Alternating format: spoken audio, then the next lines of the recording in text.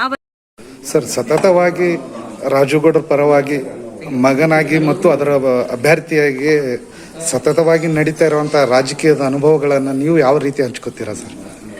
ನೋಡ್ರಿ, ನಾನೊಬ್ಬ ಮತದಾರ. ಇಲ್ಲಿ ಅಪ್ಪನ ಪರವಾಗಿ ಅಪ್ಪ ಮಗ ಬಾಂಡಿಂಗ್ ಎಲ್ಲ ಮನೇಲಿ. ಆಚೆ ಹೋದಾಗ ನಾನೊಬ್ಬ ಯುವಕ. ನಾನು ಆ ರೀತಿ ಮತದಾರ ಕೇಳ್ತಿದ್ದೀನಿ. ಯಾಕಂದ್ರೆ ಒಬ್ಬ ಒಳ್ಳೆ ನಾಯಕನ ಗೆಲ್ಸ್ಬೇಕು ಈ ಸರಿ.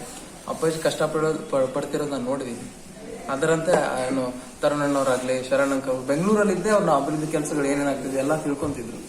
ಅವರು ಅಷ್ಟು ಪ್ರೀತಿಯಿಂದ ಬಂದು ಇಲ್ಲಿ ಮತ ಕೇಳ್ತಿದ್ದಾರೆ. ಜನರು ಎಲ್ಲ ಒಳ್ಳೆ ರೆಸ್ಪಾನ್ಸ್ ಕೊಡ್ತಿದ್ದಾರೆ ಓದಲೆಲ್ಲ. ಯಾಕಂದ್ರೆ 9 ತಿಂಗಳ ಕಷ್ಟ ಅನುಭವಿಸಿದ್ದಾರೆ. ಲಾಸ್ಟ್ ಟೈಮ್ ಏನೋ ರೀಸನ್ ಇತ್ತು, ಅದ್ರ ಬಗ್ಗೆ ಎತ್ತದ್ ಬೇಡ. ಬಟ್ ಈ ಸರಿ 9 ತಿಂಗಳಲ್ಲಿ ಎಲೆಕ್ಷನ್ ಬಂದಿದ್ದಾರೆ. ನಾವು ಯಾರು ಬಯಸಿದ್ದಿಲ್ಲ. 5 ವರ್ಷ ಆದ್ಮೇಲೆ ಬರ್ತಾ ಇದ್ದ ನಾವೆಲ್ಲೂ ಏನೋ ಅನ್ಕೊಂಡಿದ್ವಿ. ಆದ್ರೆ ಈ ಸರಿ ಮತ್ತೆ ಬಂದಿದೆ. ಬೆಳೆಗಳಿಗೆ ನೀರಿಲ್ಲ, ಒಂದು ಅಭಿವೃದ್ಧಿ ಕೆಲಸ ಆಗಿಲ್ಲ 9 ತಿಂಗಳಲ್ಲಿ.